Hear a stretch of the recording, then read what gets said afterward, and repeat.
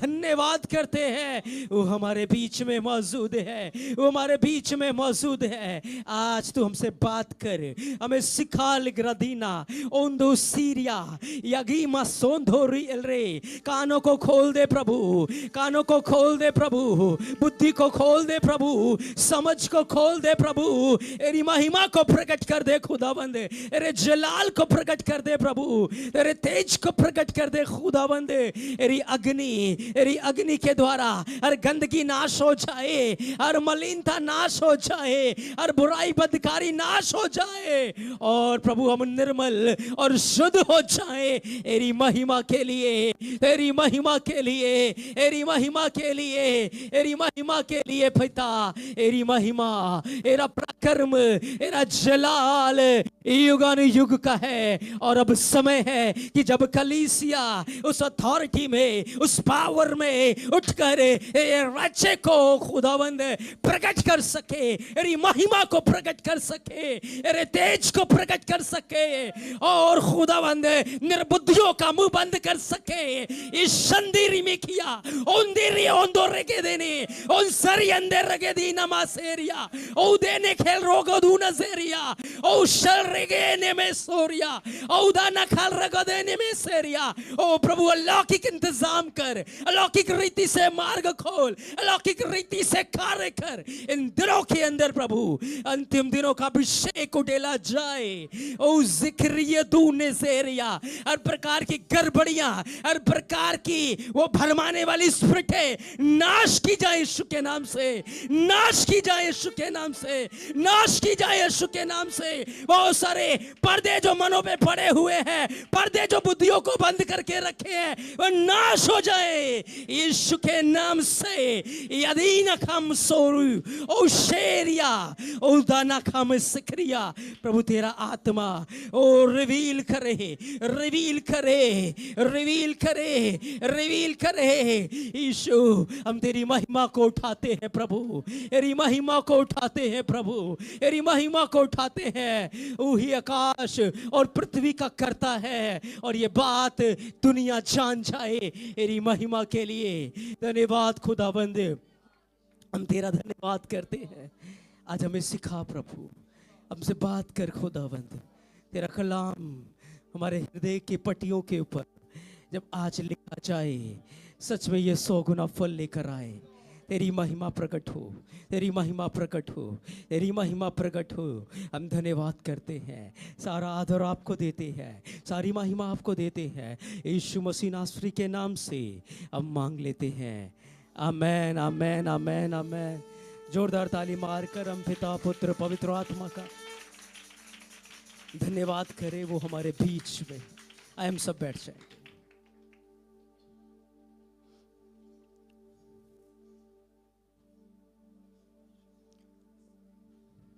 Hallelujah, hallelujah, hallelujah, hallelujah. खुश हैं आप, खुश हैं आप। तो आज हमें परमेश्वर के कलाम से, परमेश्वर के वचन से कुछ गूढ़ बातों को समझना है, सीखना है। ध्यान से इन वचनों को सुनना है, आपको ध्यान से इन वचनों को ग्रहण करना है अपने स्पिरिट के अंदर, अपनी आत्मा में।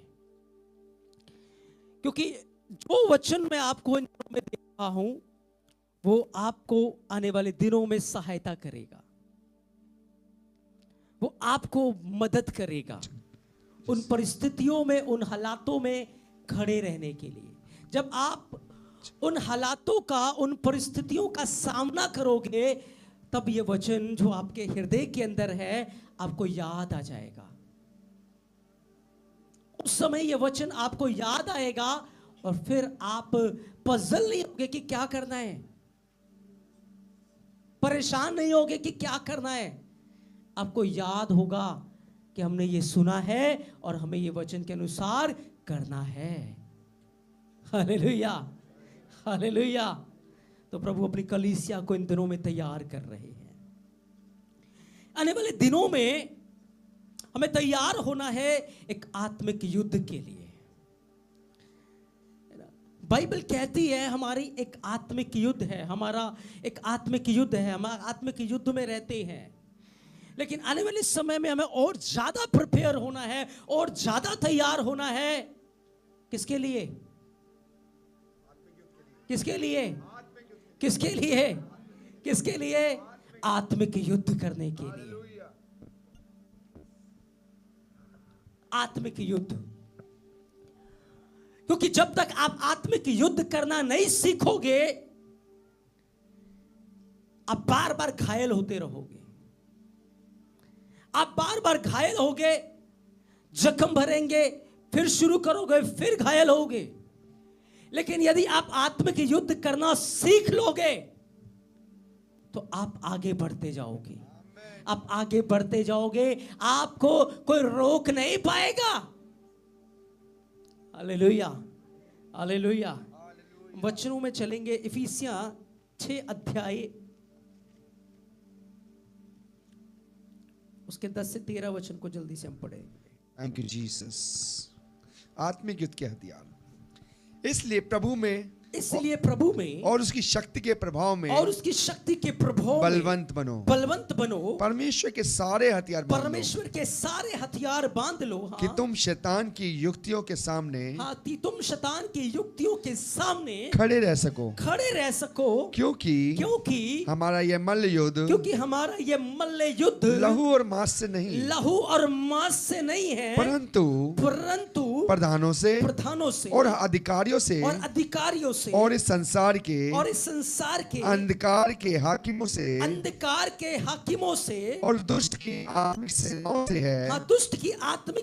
से है जो आकाश में है। इसलिए परमेश्वर के सारे हथियार बांध लो कि तुम बुरे दिन का सामना कर सको और सब कुछ पूरा करके स्थिर रह सको। Hallelujah, hallelujah. आज आपको मैं दिखाऊंगा कि आपका एनिमी, आपका शत्रु कैसे आपके ऊपर वार करता है, कैसे वो आपके ऊपर अटैक करता है, और कैसे हम एक आत्मिक युद्ध लड़के उसको हरा सकते हैं। हालेलुया। कैसे एक आत्मिक युद्ध लड़के हम उसको गिरा सकते हैं। Hallelujah, hallelujah. बहुत बार युद्ध हमें आत्मा में लड़ना होता है, पर हम शरीर में रहे होते हैं। बहुत बार सामना हमें आत्मा में करना है, लेकिन सामना हम शरीर में कर रहे हैं, और वहां पर आप निराश हो जाओगे, वहां पर आप मायूस हो जाओगे।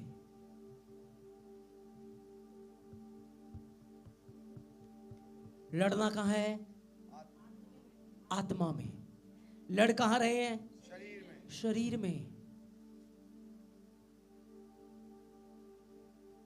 बहुत सारे परिवारों के अंदर, घरों में युद्ध आत्मा में है। लड़ कहां रहे हैं? शरीर में लड़ रहे हैं।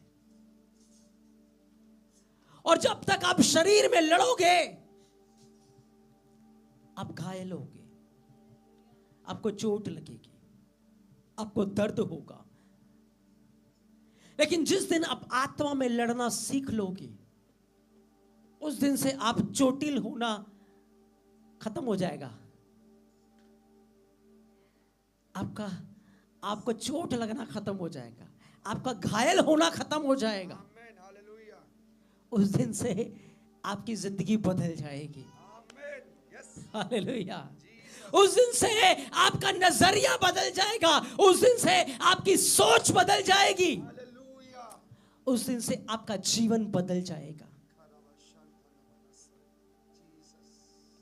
इसीलिए आत्मिक आंखें खुलना बहुत जरूरी होती है। लेकिन शारीरिक लोगों की आंखें नहीं खुलती। उनको अगर कोई आत्मिकता की बात बताओ तो उनको मूर्खता जान लगती है, और इसीलिए वो शरीर में स्ट्रगल करते रहते हैं, दुख उठाते रहते हैं। दिखावे का जीवन उनका बहुत बढ़िया होता है, लेकिन अंदर बहुत ही गड़बड़ी फैली होती है, अंदर बहुत ही सारी चीजें प्रॉब्लम में होती है।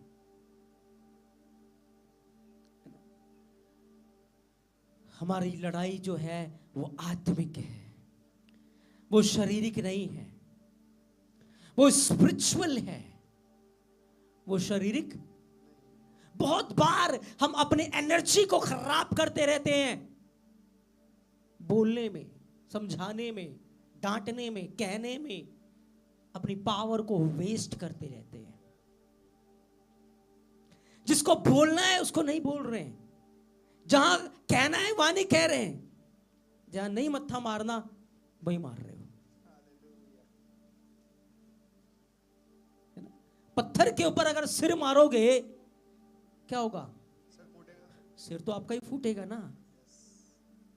तो बहुत सारे लोग क्या करते हैं, क्या करते हैं? पत्थर के ऊपर। अगर एक व्यक्ति नहीं सुन रहा तो जरूरी है उसको सुनाना। इसका अर्थ क्या है? वो पत्थर हो गया। अगर आप उस पर सिर मारोगे तो क्या होगा? आपका सिर फूटेगा। लेकिन उसका जो मन है वो पत्थर क्यों हुआ? अगर इस कारण को आप जान जाओगे और फिर आप काम करना शुरू करोगे तो आपको सफलता मिल जाएगी। उसका मन पत्थर क्यों है? उसका हृदय इतना कठोर क्यों है? उसका एक कारण है, उसका एक रीजन है। उसका हृदय कठोर क्यों है? बहुत सारे आप देखते हो ना, आपके परिवार के अंदर लोगों का मन कठोर होता है, आपके ऑफिस के अंदर लोगों का मन कठोर होता है, आपके पड़ोस में, आपके समाज में लोगों का मन क्या है? आप सुनाना चाहते हो, वो नहीं सुनना चाहते। आप गवाही देना चाहते हो, वो एक्सेप्ट नहीं करना चाहते। क्यों? क्योंकि मन क्या है? मन क्या है? कठोर है। सो जब आप जाकर उनसे बात करोगे, आप जब जाकर उनके साथ सिर खपाई करोगे, आपको जय नहीं मिलने वाली। क्योंकि हमारी लड़ाई के हथियार कैसे हैं?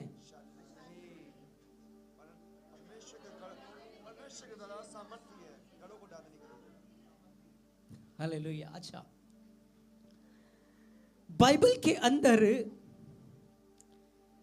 लिखा हुआ है, जब दानियल ने देखा कि 70 साल पूरे हो चुके हैं और अभी तक राजा की ओर से कोई फरमान नहीं आया कि लोग चले जाएं, कोई फरमान नहीं आया। राजा मना कर रहा है कि मैं लोगों को मैं लोगों को नहीं जाने दूंगा। राजा को क्या कर रहा है? मना कर रहा है। अच्छा, राजा क्यों मना कर रहा है? राजा ने क्यों मना किया होगा?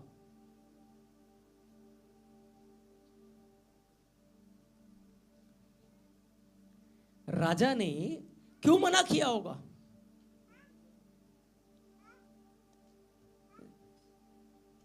दानियल 10 का 21 पढ़े। Thank you Jesus. जो कुछ सच्ची बातें से भरी हुई है पुस्तक में लिखा हुआ है, वह मैं तुझे बताता हूँ। उन प्रधानों के विरुद्ध तुम्हारे प्रधान मिकाएल को छोड़ मेरे संग स्थिर रहने वाला और कोई भी नहीं है। अब ये बात मिकाएल बता रहा है कि राजा के पास, राजा के जो सिंहासन है, जिस सिंहासन पर राजा बैठा हुआ है, वहां पर एक आत्मिक युद्ध चल रहा है। समझ रहे बात को? तो जब राजा मना कर रहा है, इनको नहीं जाने देना, राजा कठोर हुआ पड़ा है, तो किसने राजा को पकड़ रखा है? हैं? किसने पकड़ रखा है? दुष्ट आत्माओं ने पकड़ रखा है ना राजा को। शैतान ने पकड़ रखा है ना राजा को। समझ आ रहा है? किसने पकड़ रखा है? किसको पकड़ रखा है? राजा को पकड़ रखा है। तो जब दुष्ट आत्मा राजा को पकड़ के रखी हुई है तो राजा क्या हो गया? राजा क्या हो गया? राजा कठोर हो गया। अब राजा को चाहे जितना मर्जी आप बोल लोगे, जितना मर्जी बोल लोगे, राजा हानि करने वाला जाने दो नहीं। समझ रहे बात को?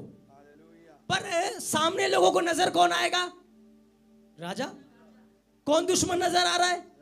राजा नजर आ रहा है। पर दुश्मन कौन है? हाँ, जिसने उसको पकड़ रखा है। जिसने उसको पकड़ रखा है वो दुश्मन है। पर लड़ाई किससे करेंगे? राजा से। समझ रहे बात को? तो जब उसको दुष्ट आत्मा ने छुआ तो वो कठोर हो गया, वो हार्ड हो गया, वो कठोर मन का हो गया। लेकिन जैसे ही दानियल प्रार्थना कर रहा है, प्रार्थना कर रहा है, प्रार्थना कर रहा है, तो जिब्राइल आ गया, मिकाइल आ गया। और जैसे जिब्राइल ने उसको छुआ, मिकाइल ने उसको छुआ, वो कठोर मन वो मांस का बन गया। और राजा कह रहा है जाओ, चले जाओ, निकल जाओ। Hallelujah, hallelujah. यानी कि जब दुष्ट आत्मा छूती है तो मन क्या हो जाएंगे? कठोर हो जाएंगे। लेकिन जब स्वर्गदूत छुएगा तो मन क्या हो जाएंगे? कोमल हो जाएंगे। Hallelujah, hallelujah, hallelujah. जब राजा को दुष्ट आत्माओं ने पकड़ रखा था, उसको छू रखा था, तो उसके मन क्या थे? कठोर हो रखा है। तस से मस नहीं हो रहा, मैं नहीं जाने दूंगा। लेकिन जैसे ही मिकाइल आया, जिब्राइल आया, उसको परमेश्वर की रूह ने छुआ, वैसी उसकी जुबान बदल गई। अब जो राजा पहले दुश्मन नजर आ रहा था वो क्या बन गया? अब दोस्त बन गया। क्यों? क्योंकि जब परमेश्वर का आत्मा छूता है तो दोस्त बन जाएंगे। जब परमेश्वर का आत्मा छुएगा तो वो आपको दोस्त बना देगा। समझ आ रहा है आपको? इसका अर्थ है क्या है कि जो लोग कठोर हैं, जो लोग विरोध कर रहे हैं, जो लोग हार्ड हुए पड़े हैं, किसने छू रखा है उनको? किसने छू रखा है उनको? किसने छू रखा है उनको? एक दुष्ट आत्मा ने छू रखा है उसको। कोई ना कोई जख्म देकर, कोई ना कोई झूठ को बोकर। क्योंकि शैतान राज कैसे करता है? झूठ के द्वारा। किसी न किसी झूठ के द्वारा उस व्यक्ति के जीवन को उसने पकड़ के रखा हुआ है और इसलिए वो बहुत कठोर है। अब जाओगे, उससे बात करोगे, सिर मारोगे, वो नहीं सुनने वाला। क्यों? क्योंकि उसके मन में वो चीज बो दी गई है, उसके अंदर वो बातें बैठ गई हैं। झूठ उसके अंदर बैठ चुका है, फरेब उसके अंदर बैठ चुका है और वो हार्ड है, वो कठोर है। वो आपके साथ बुरा व्यवहार कर सकता है, आपका मजाक उड़ा सकता है, आपके खिलाफ बातें कर सकता है। और जब आप उसे शरीर में लड़ाई करोगे तो क्या होगा? आप भी परमेश्वर की आत्मा को शोकित करोगे, आप भी अपने आत्मिक जीवन का नुकसान उठाओगे, आप भी शरीर में गिरोगे, आप भी शरीर में विश्वास में निर्बल होगे। जब आप शरीर में उसका सामना करोगे। समझ रहे बात को? जिस संसार में हम रहते हैं, बहुत सारे लोग कठोर हैं। परिवार के अंदर लोगों के मन कठोर, बच्चों के कठोर हो जाते हैं।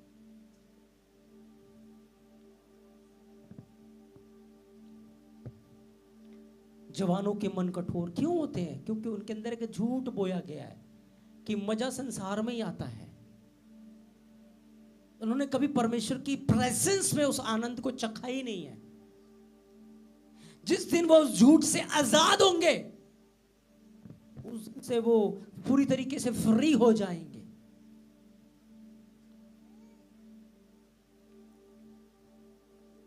तो युद्ध शरीर में नहीं लड़ना हमें, युद्ध कैसे लड़ना है? कैसे लड़ना है?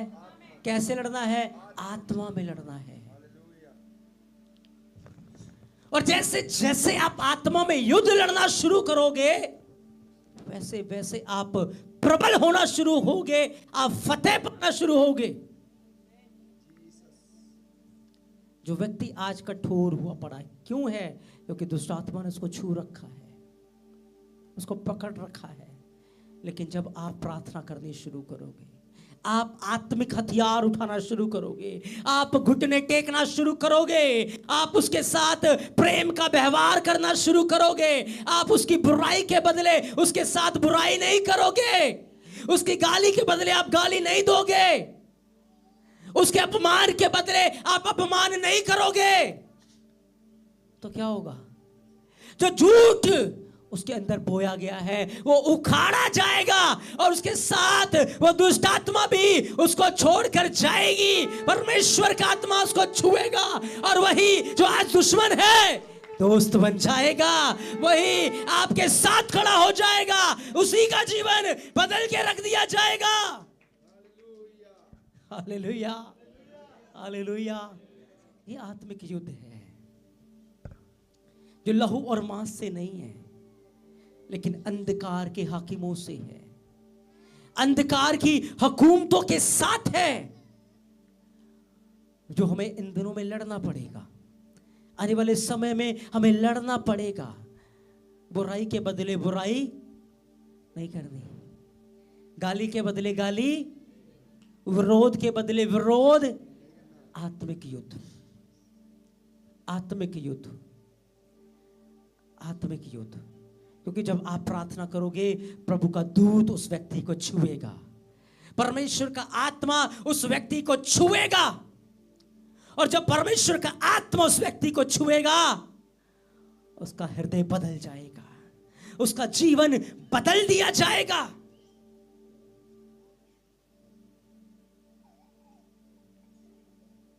अच्छे से सीखो इन वचनों को, आने वाले दिनों में आपको बहुत जरूरत पड़ेगी, बहुत ज्यादा जरूरत पड़ेगी।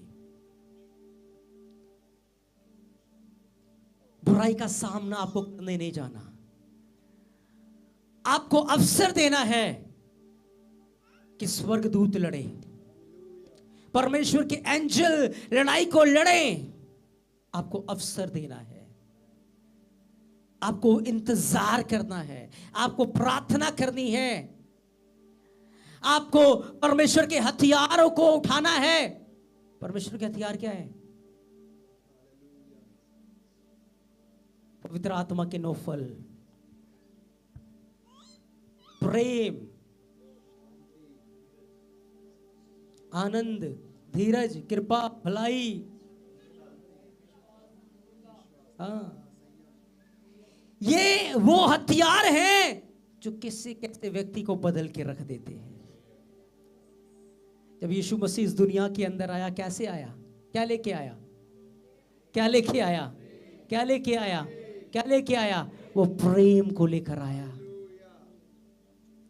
प्रेम वो हथियार है जिसके आगे अच्छे अच्छे घुटने टेक देते हैं। वो तीर भाला ये सब लेके नहीं आया। क्या लेके आया? प्रेम लेकर आया। आपको पता है बाइबल के अंदर लिखा है, जब शाऊल दाऊद का पीछा कर रहा था, एक दिन दाऊद ने उसको गुफा में जाके पकड़ लिया। अकेला है शाऊल, अभिषय उसके साथ है। अभिषय कह रहा है अब तो बहुत खुशी की बात है, इसको मार देते हैं। अब तो यहोवा ने तेरे शत्रु को तेरे हाथ में कर दिया है। लेकिन दाऊद क्या कह रहा है? नहीं, मैं यहोवा के अभिषिक्त के विरोध में हाथ नहीं उठाऊंगा। और दाऊद ने उस समय उसके बागे को फाड़ लिया। और तब दाऊद बात करने लगा, शाऊल तू किसके पीछे पड़ा हुआ है? मेरे पिता, तू क्यों मेरे पीछे पड़ा हुआ है? तेरा प्राण तो भी मेरे हाथ में था, मैं चाहता तो तुझे मार देता, लेकिन नहीं। क्योंकि उसको पता है दाऊद को शाऊल अभिषिक्त था, लेकिन इस समय क्या हुआ उसके साथ? एक दुष्ट आत्मा की चपेट में है वो जो काम कर रहा है वो खुद से नहीं कर रहा। कैसे कर रहा है? उस दुष्ट आत्मा के द्वारा कर रहा है। तो अगर मैंने इसको मार दिया तो मैं तो पापी ठहर जाऊंगा, आत्मिक लड़ाई में जीतूंगा नहीं, हार जाऊंगा। अगर मैंने इसको मार दिया तो आत्मिक लड़ाई हार जाऊंगा, जीतूंगा नहीं। क्योंकि शैतान का काम क्या है? उसका उद्देश्य क्या है? आपको पाप में गिराना। उसका उद्देश्य एक ही उद्देश्य है, किसी ना किसी तरीके से आपको पाप में गिरा दिया जाए ताकि आप आत्मिक युद्ध लड़ ही ना पाओ। एक पाप में गिरा हुआ व्यक्ति उसके सामने खड़ा नहीं हो सकता, उसके सामने युद्ध नहीं कर सकता। जब दाऊद नबाल को मारने के लिए जा रहा था तो अबीगैल ने उसको समझाया था ना, उसको समझ दी थी ना। नबाल तो दुष्ट की चपेट में है, दाऊद को दुश्मन वो दुष्ट नजर नहीं आ रहा, उसको तो नबाल अपना दुश्मन लग रहा है। कई बार लोग हमें अपना दुश्मन लगते हैं, है ना? पर नहीं, लोग नहीं हमारे दुश्मन, अंधकार की ताकतें हैं हमारा दुश्मन, अंधकार की सेना है हमारा दुश्मन। और वो अंधकार की सेना तीर और भालों से नहीं पर प्रार्थना के द्वारा हारती है, प्रेम के द्वारा हारती है, धीरज के द्वारा, नम्रता के द्वारा, संयम के द्वारा हारती है। हालेलुया, वो हारती है। आपको धीरज धरना पड़ेगा, आपको प्रेम करना पड़ेगा, आपको सहनशील बनना पड़ेगा, आपको सारे हथियारों को उठाना पड़ेगा। तभी आप आने वाले समय में जयवंत जीवन जी पाओगे, खड़े रह पाओगे। दाऊद उस समय बच गया नबाल को मारने से, नहीं तो दाऊद क्या होता? पाप में गिर जाता। एक और मौका मिला दाऊद को, शाऊल उसका फिर पीछा कर रहा है। दाऊद फिर उसकी सेना में चला गया, उसके भाले को, उसकी चीजों को उठा के ले आया, फिर उससे बात करने लगा। ए शाऊल, तू क्यों मेरे पीछे पड़ा हुआ है? देख, आज फिर तेरा प्राण मेरे हाथ में था, मैं चाहता तो फिर तुझे मार देता। ये देखकर उस समय पता है क्या हुआ? शाऊल का हृदय भर आया, तब वो रोने लगा, तब वो अंदर से पश्चाताप करने लगा, तब वो अंदर से उसका मन पिघल गया। और वो दिन था जब उसने उस हत्या की आत्मा से छुटकारा पा लिया। उस दिन दाऊद ने एक आत्मिक युद्ध को जीता। अबीशाय दाऊद को कह रहा, क्यों तूने उसको नहीं मारा? पर परमेश्वर अबीशाय को एक बात सिखाना चाह रहा था कि युद्ध सिर्फ शरीर में नहीं होता, युद्ध किस में होता है? आत्मा में होता है। एक बार अबीशाय सो रहा है, उसको एक दर्शन आता है, उसको ड्रीम आता है। अबीशाय, उठ और तू मुझे ढूंढ, मैं तुझे सिखाऊंगा युद्ध कैसे लड़ना है। तब अबीशाय दाऊद के पीछे हुआ और वो परमेश्वर को ढूंढने लगा। एक दिन वो एक गांव में पहुंचे और उस गांव के लोगों को दुष्ट आत्माएं बहुत सता रही थी, बहुत पीड़ा में थे वो लोग। और उनको पता चला पास में गुफा है जहां पर दुष्ट आत्माओं का ठिकाना अड्डा है। और उस समय दुष्ट आत्मा निकालना इनको नहीं आता था, इनको नहीं पता था। लेकिन अबीशाय एक योद्धा अकेला ही अपने हाथ में एक मशाल लेकर उस गुफा में चला गया। और जब गुफा में चला गया, दुष्ट आत्माओं की आवाज आ रही है।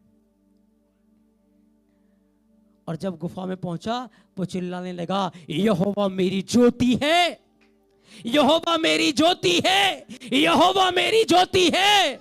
और जैसे जैसे वो चिल्ला रहा था, उसकी मशाल के अंदर से आग और भड़क रही थी। और आपको पता है क्या हुआ? सारी दुष्ट आत्माएं वहां से भाग गई उस जगह से, और उस गांव में चैन हो गया, उस गांव में आराम हो गया। समझ रहे हो? सो बहुत सारे लोग आपको अगर सताते हैं, आपको गुस्सा दिलाते हैं या आपके साथ चीजें करते हैं, तो वो आपके दुश्मन नहीं है, दुश्मन कोई और है पीछे, है ना? दुश्मन कोई और है पीछे। आपकी लड़ाई उसके साथ है, आपका युद्ध उसके साथ है। उस दिन अभिषाय ने सीखा, हाँ, युद्ध शरीर में नहीं होता, युद्ध आत्मा में होता है, युद्ध आत्मा में होता है।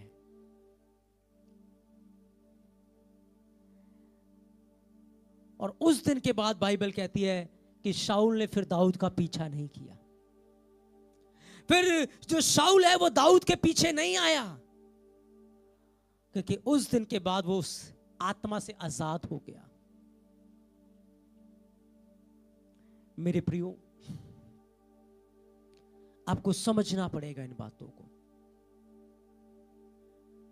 इन दिनों के अंदर आपको समझदार और बुद्धिमान बनना पड़ेगा कि आप अपने आत्मिक दुश्मनों को देखो, अपने आत्मिक शत्रुओं को देखो कि आपके आत्मिक शत्रु कौन है, आपके आत्मिक दुश्मन कौन है। आपके साथ में बैठा आपका भाई या बहन या पड़ोसी या ऑफिस में, वो आपके आत्मिक दुश्मन नहीं है, वो तो भरमाए हुए हैं।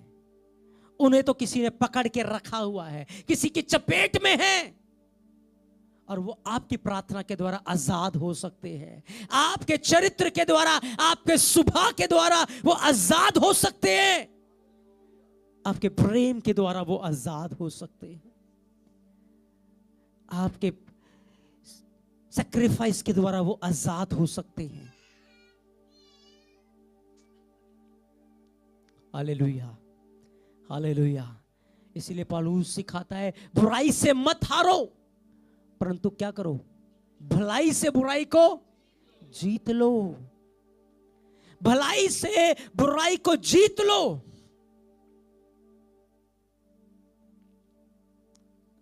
इसलिए यदि आप चाहते हो कि आप उन्नति पाओ, आप बढ़ो, तो आपको अपने आत्मिक हथियारों को उठाना पड़ेगा। आपको अपने आत्मिक हथियारों को उठाकर दृढ़ हर समय तैयार रहना पड़ेगा, क्योंकि आपको नहीं पता कि आपका दुश्मन कब आप पे अटैक कर दे। आप रास्ते में जा रहे हो, कोई आए ठोक दे, आपको नहीं पता, और उस समय आपको इतना गुस्सा है कि आप भूल जाओ कि मैं मसीह भी हूं। समझ रहे बात को? अचानक कोई आ जाए लड़ने के लिए, अचानक कोई बात हो, आपको तैयार रहना पड़ेगा, आपको प्रिपेयर रहना पड़ेगा आत्मिक युद्ध के लिए हर समय, है ना? ताकि आप प्रार्थना के द्वारा जय को पाओ, आप प्रेम के द्वारा जय को पाओ।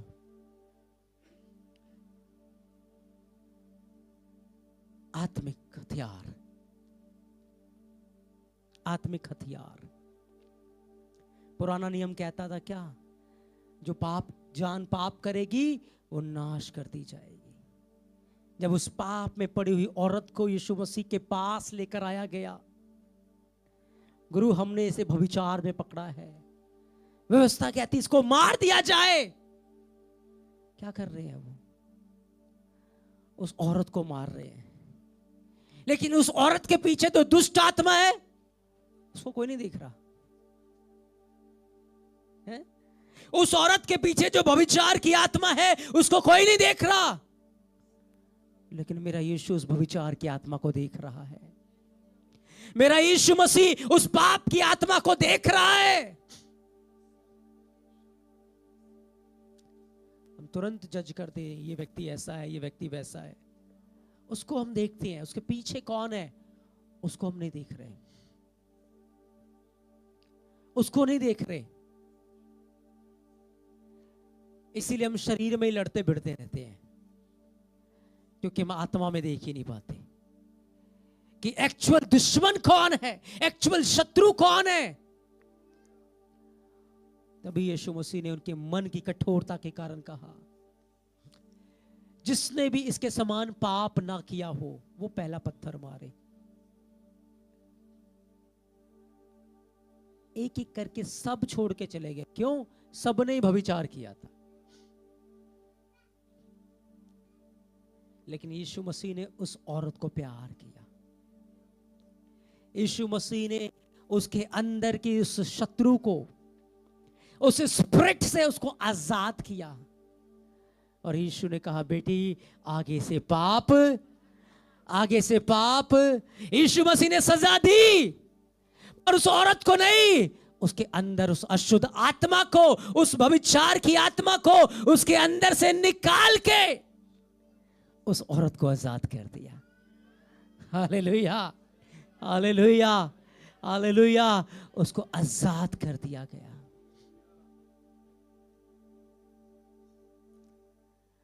मेरा प्रभु, मेरा परमेश्वर शरीर में नहीं देखता, आत्मा में देखता है, स्पिरिट में देखता है। तभी तो वो कहता है माफ करो, तभी तो वो कहता है दया करो, तभी तो वो कहता है क्षमा करो, तभी तो वो कहता है। आपको अटैक जिनके ऊपर करना है उनके ऊपर करो। कई बार हम अपने बच्चों को पीटते रहते हैं,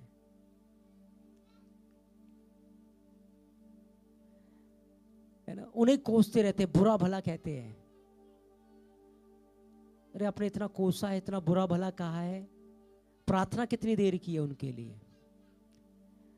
है? जिस गुलामी में वो हैं उसे निकलने के लिए प्रार्थना कितनी की है? कितने घुटने टेके हैं, कितनी प्रार्थनाएं की हैं? क्योंकि आपका शत्रु शारीरिक नहीं है, आपका शत्रु आत्मिक है। आपको पता है एक बार क्या हुआ? यीशु मसीह चेलों से बात कर रहे हैं कि लोग मेरे बारे में क्या बोलते हैं। तो किसी ने बोला कि कोई तुझे भविष्यवक्ता बोलता है, कोई यूहन्ना बपतिस्मा देने वाला बोलता है कि जी उठा है। तो यीशु मसीह ने कहा, तुम क्या कहते हो? पतरस तुरंत आगे आया, तो जीवते परमेश्वर का पुत्र मसीह है। तालियां बज गई उसके लिए, वाहवाही हो गई, शाबाशी मिल गई, सब खुश हो गए, है ना। तो यीशु मसीह ने कहा, पतरस तू नहीं, पर मेरे बाप का आत्मा तुझ में से बोल रहा है। आमीन, हालेलुया। लेकिन जब हम नीचे आते हैं तो यीशु मसीह कह रहे हैं, अवश्य कि मैं मारा जाऊं, मैं गाड़ा जाऊं और 3 दिनों के बाद मुर्दों में से जी उठूं। तो यीशु पतरस ने क्या किया? यीशु मसीह को साइड में ले गया, उसको डांटने लगा, उसको झिड़कने लगा, तेरे साथ ऐसा। तो यीशु मसीह ने क्या किया है? पहले तो उसके अंदर पवित्र आत्मा थी, और अब देखो यीशु मसीह की आंखें हैं, वो तुरंत पहचान गया अब इसके अंदर कौन है, अब इसके अंदर कौन है। उसकी बातें उसका भेद खोल रही थी। हालेलुया। और यीशु मसीह ने जब सामना किया तो आत्मिक दुश्मन से किया। उसने पतरस को नहीं डांटा, पतरस मुझसे दूर हो जा। उसने शैतान को डांटा, शैतान मुझसे मुझसे मुझसे दूर हो जा। उसने तुरंत परख लिया, और मूर्ख नहीं बना वो। नहीं तो कहता है यीशु मसीह, ओहो इसके अंदर से तो परमेश्वर का आत्मा बोलता है, ये कह रहा है तो सही कह रहा है। नहीं, परखना है आपको, जांचना है आपको। ये बातें सच में पवित्र आत्मा के द्वारा आ रही हैं या दुष्ट आत्मा के द्वारा आ रही हैं?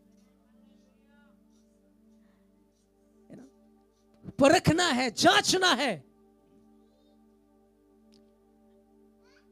क्योंकि आपका दुश्मन का एक ही मकसद है, किसी ना किसी तरीके से आपको पाप में गिराया जाए, किसी न किसी तरीके से आपको बिजी किया जाए, किसी न किसी तरीके से आपको प्रार्थना से दूर किया जाए, वचन से दूर किया जाए, संगति से दूर कर दिया जाए।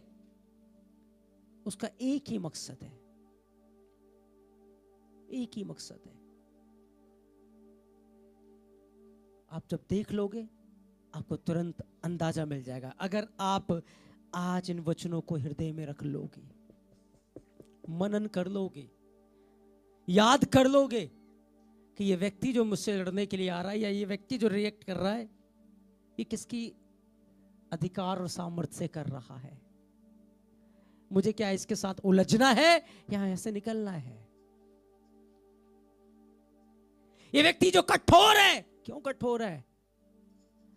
क्योंकि एक दुष्ट आत्मा ने इसको छू रखा है,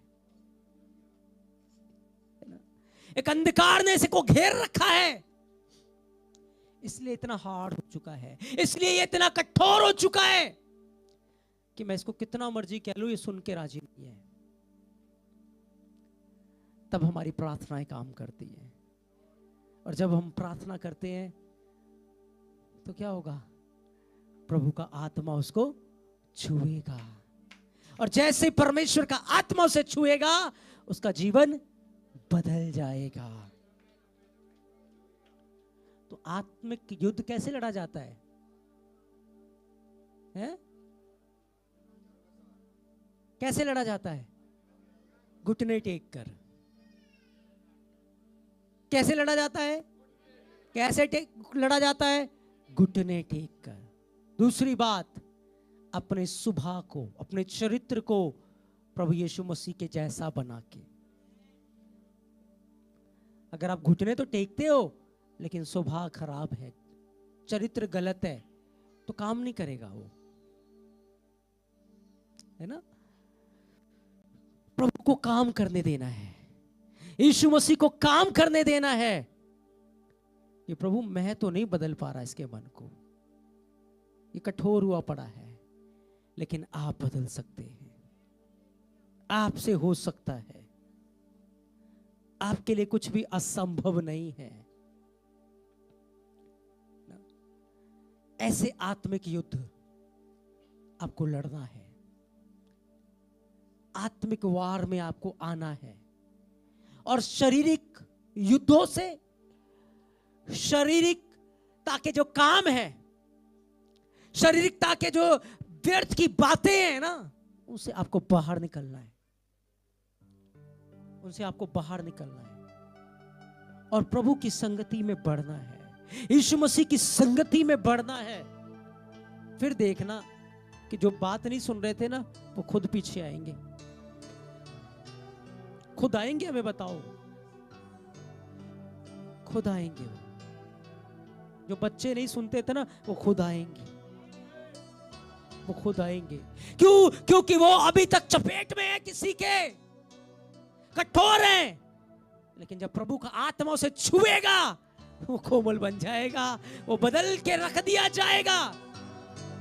जितना मर्जी कोशिश कर लो, नहीं हो पा रहा, लेकिन जब प्रभु का आत्मा छुएगा, जब प्रभु कार्य करेगा, जब परमेश्वर कार्य करेगा, उसे बदलना ही पड़ेगा, उसे बदलना ही पड़ेगा। राजा कुस्रू का मन कठोर था क्योंकि अंधकार की शक्तियों ने उसको घेर रखा है, लेकिन दानियल घुटने टेका और प्रार्थना कर रहा है। एक आत्मिक युद्ध हो रहा है स्वर्गदूतों, प्रधानताओं के बीच में, और जैसे दानियल प्रार्थना कर रहा है, ओ परमेश्वर के दूत ने जाके राजा को छू लिया।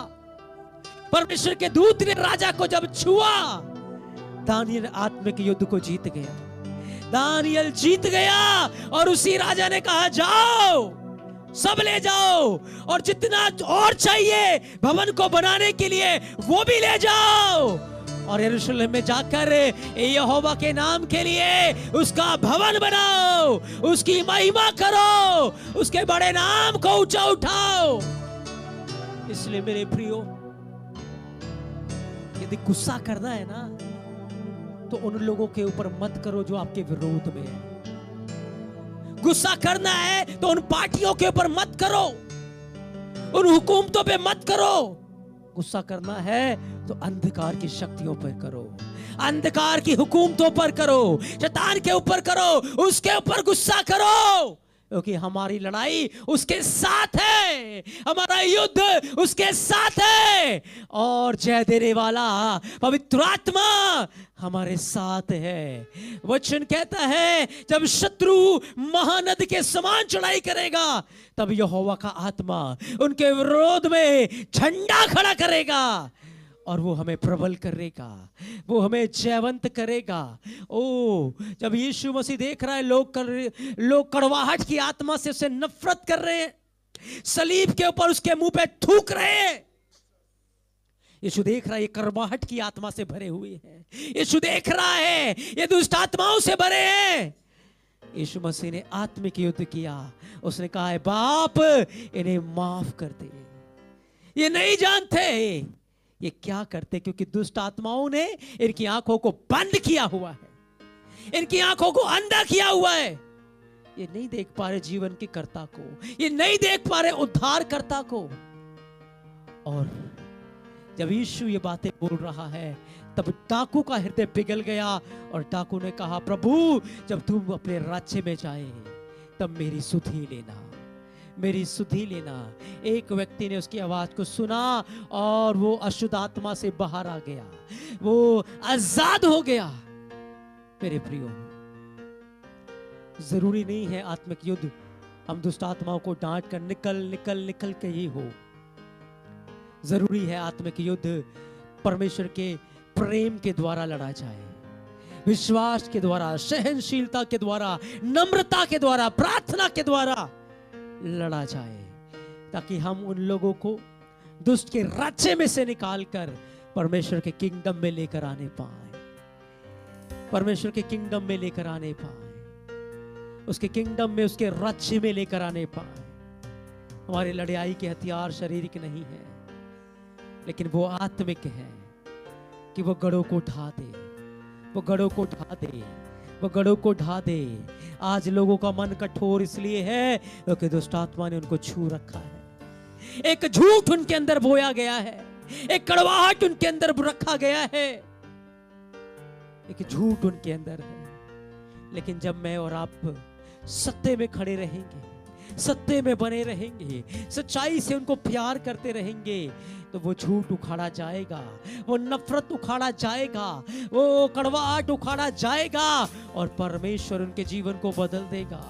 ओ, शाऊल के अंदर एक झूठ को गाड़ा गया था, शाऊल के अंदर एक झूठ गड़ा हुआ था, लेकिन जिस दिन उसका सामना यीशु मसीह से हो गया, कलीसिया प्रार्थना कर रही है, जिस दिन उसका सामना यीशु मसीह से हो गया, वो झूठ उसके अंदर से उखड़ गया, ओ सच्चाई उसके अंदर आ गई।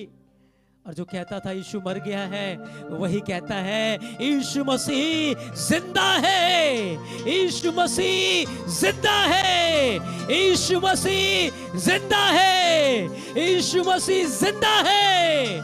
अवश्य है कि कलीसिया इन बातों को समझ ले, कलीसिया इन बातों को जान ले और शरीर में ना लड़े, शरीर में एक दूसरे से ना लड़े, शरीर में एक दूसरे से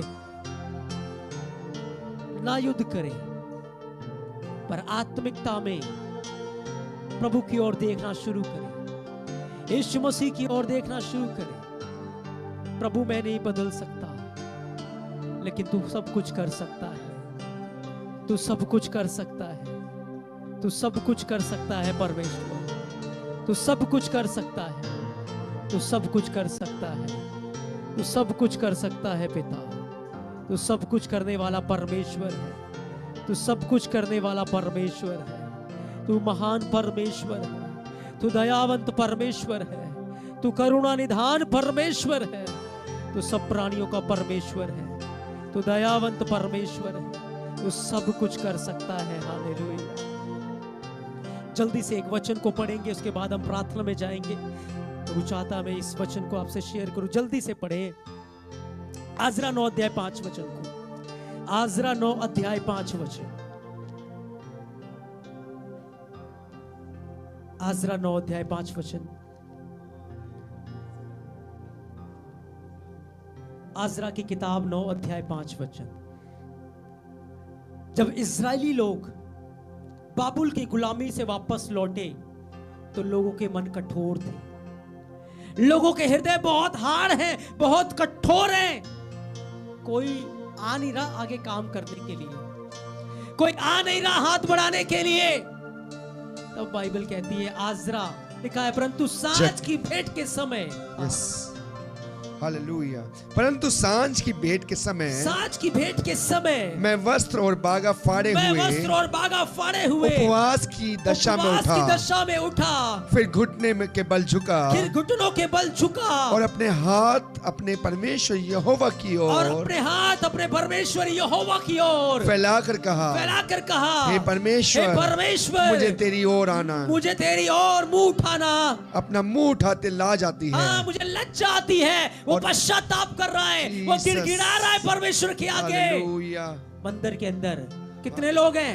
जीसस, सिर्फ आजरा, सिर्फ आजरा प्रार्थना कर रहा है, हे परमेश्वर, मेरा मुंह काला है क्योंकि हम लोगों के अधर्म के काम हमारे सिर पर बढ़ गए, हमारा दोष बढ़ते बढ़ते आकाश तक पहुंच गया। सिर्फ आजरा रो रहा है, आजरा गिड़गिड़ा रहा है। ये देखकर मंदिर में कोई नहीं आया, ये देखकर कोई परमेश्वर की ओर नहीं फिर रहा, और उनके मन कठोर थे, उनके मन हार्ड थे, क्योंकि दुष्ट आत्माओं ने उनके मनों को कठोर किया हुआ था, पाप में उनके जीवन कठोर हो गए थे। पर आजरा प्रार्थना कर रहा है, आजरा घुटने टेक रहा है, आजरा जाकर उनके साथ बहस नहीं कर रहा, उनके साथ बात नहीं कर रहा, उनके साथ उल्लाना नहीं दे रहा, लेकिन आजरा घुटने टेक रहा है। हालेलुया। और जब आजरा ने घुटने टेका, जब आजरा ने घुटने टेके, 10 अध्याय पहला वचन पढ़े।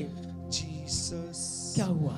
जब एजरा परमेश्वर के भवन के सामने पड़ा रोता हुआ प्रार्थना और पाप का अंगीकार कर रहा था, हाँ, जब आजरा अंगीकार कर रहा था, तब इजराइलियों में से पुरुषों, स्त्रियों और बच्चों की एक बहुत बड़ी मंडली उसके पास इकट्ठी हुई, हाँ, और लोग बिलक बिलक कर रो रहे थे। ये है घुटने टेकने का अंजाम, ये है आत्मिक युद्ध का अंजाम। पहले वो अकेले घुटने टेक रहा है, पहले वो अकेले रो रहा है, और उसकी प्रार्थना के द्वारा एक आत्मिक युद्ध छिड़ा, अंधकार की शक्तियों को उखाड़ा गया। अब इजराइल की एक बड़ी मंडली, बच्चे, बुजुर्ग, सब कोई मंदिर में आ गए, सब कोई घुटने टेक रहे हैं, सब कोई आके क्यों रो रहे हैं, सब कोई आकर बिलक बिलक के रो रहे हैं, पश्चाताप कर रहे हैं, तौबा कर रहे हैं। अगर आजरा जाकर उनको बोलता, वो विरोध करते, लेकिन आजरा ने अपना आत्मिक युद्ध परमेश्वर के हाथों में दे दिया। ओ अगले दिन ही हर कोई आकर उसके सामने गिड़गिड़ा रहा है, उसके सामने रो रहा है। यदि मेरे प्रियो आपने बोल बोल कर थक गए हो, बदलाव नहीं आ रहा, चेंजेस नहीं आ रही, आत्मिक युद्ध में हमें आना है, आत्मिक वार में हमें आना है, प्रभु के सामने घुटने टेकना है, अपने स्वभाव को बदलना है, अपने चरित्र को बदलना है। आज जो कठोर है, कल वही आकर घुटने टेकेंगे, कल वही आकर रोएंगे, वही आकर गिड़गिड़ाएंगे, वही आकर पश्चाताप करेंगे, वही आकर माफी मांगेंगे। जो कल को विरोध थे वही सहायता करेंगे। परमेश्वर ऐसा कर सकता है, उसके लिए कोई भी काम असंभव नहीं है, कोई भी काम मुश्किल नहीं है। लेकिन मेरे प्रियो, हमें आत्मिक युद्ध में आना है, आत्मिक युद्ध में आना है, आत्मिक युद्ध में आना है। एक आत्मिक युद्ध। ओ संधेरी मीखी अंधोरुआ लिमरा संधेरी हासे मोखोंदो लगरी हांधेरी आंदोरु मासेलिया। आए हम सब खड़े हो जाएं प्रार्थना की हालत में, एक आत्मिक युद्ध में आए, एक आत्मिक युद्ध में आए। मैं शरीर की एनर्जी को वेस्ट नहीं करूंगा, लेकिन मैं परमेश्वर की ओर देखूंगा, मैं यहोवा की ओर देखूंगा, मैं उसकी ओर पुकारूंगा। अब वो मेरे लिए लड़ाई करेगा, वो मेरे लिए युद्ध करेगा, वो मुझे प्रबल करेगा, वो मेरी सहायता करेगा, वो मुझे जयवंत करेगा, वो मुझे फलवंत करेगा। वो मेरे लिए युद्ध लड़ेगा। यदि न समरिखल गुदूनो, आए मिलके प्रार्थना करें, मिलके प्रार्थना करें, मिलके प्रार्थना करें। प्रभु मैं कोशिशें कर करके थक चुका हूँ, अब प्रभु तू कार्य कर। ओ प्रभु तू कार्य कर, प्रभु तू कार्य कर, खुदावंद तू कार्य कर, प्रभु तू कार्य कर, तू कार्य कर परमेश्वर पिता, तू कार्य कर, खुदावंद तू कार्य कर, तू कार्य कर। उन कठोर लोगों को छू प्रभु, उन कठोर दिलों को छू प्रभु, उन कठोर हार्ड मनों को छू ले खुदावंद, कि वो नम्र हो जाए, वो दीन हो जाए। प्रभु तू उन्हें छू ले, प्रभु तू छू ले उन्हें, प्रभु तू उन्हें छू ले, प्रभु उन्हें छू ले खुदावंद। ओ प्रभु वो मेरे दुश्मन नहीं है, मैं अपने शत्रुओं को प्यार करता हूँ प्रभु, मैं उन लोगों को प्यार करता हूँ प्रभु, वो मेरे दुश्मन नहीं है, मैं अपने भाई को प्यार करता हूँ प्रभु। ओ मैं अपने सताने वालों को प्यार करता हूँ प्रभु, वो मेरे दुश्मन नहीं है।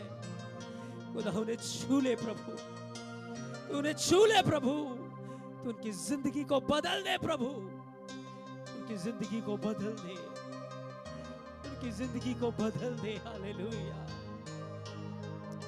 उनकी जिंदगी को बदल दे प्रभु, उनकी जिंदगी को बदल दे। वो बदल सकने होता है प्रभु, आप बदलने वाले हैं प्रभु, आप बदलने वाले हैं प्रभु, आप बदलने वाले हैं प्रभु, आप कार्य करने वाले हैं। आ मेरे परमेश्वर, मैं सरेंडर करता हूँ, मैं सरेंडर करता हूँ, मैं सरेंडर करता हूँ, मैं सरेंडर करता हूँ प्रभु, मैं सरेंडर करता हूँ खुदावंद। तेरी हजूरी, तेरी हजूरी आज हृदयों को छू ले प्रभु, तेरी हजूरी छू ले प्रभु, तेरी हजूरी उन्हें छू ले खुदावंद, उन्हें छू ले प्रभु, उन्हें बदल दे प्रभु। प्रभु तेरी हजूरी के द्वारा, तेरी हाथ के द्वारा, ओ थोमा ने कहा जब तक मैं उसके पंजर में अपना उंगली डालकर नहीं देखूंगा मैं विश्वास नहीं करूंगा। लोग उसको जितना मर्जी बोलते वो विश्वास नहीं करता। एक दिन प्रभु उनके बीच में आ गया और थोमा को कहा, थोमा इधर आ, मेरे छेद में अपनी उंगली डाल, मेरे पंजर में अपने उंगली डाल के देख, और अविश्वासी नहीं पर तू विश्वासी हो जा। मेरा प्रभु अपनी सच्चाई प्रकट करेगा, मेरा प्रभु दिखाएगा कि वो जिंदा है, वो जिंदा है, वो जिंदा है, वो उत्तर देने वाला है, वो बात करने वाला है, वो बदलने वाला परमेश्वर है, वो दिखाएगा। प्रभु हम प्रार्थना करते, तू दिखा, दिखा खुदावन इन दिनों के अंदर कि तू जिंदा है मेरे प्रभु, तूने छू ले प्रभु, छू ले प्रभु, और सब प्रकार की घिनौनी स्पिरिटों से उन्हें आजाद कर, हमारे जवानों को आजाद कर, बच्चों को आजाद कर, और वो लोग जो कठोर हो गए पाप में उन्हें आजाद कर खुदावन, उन्हें आजाद कर प्रभु, कि वो फूट फूट कर रोए, वो फूट फूट कर रोए, वो पश्चाताप करे, वो घुटने टेके। प्रभु तेरे लिए कुछ भी असंभव नहीं है, आपके लिए कुछ भी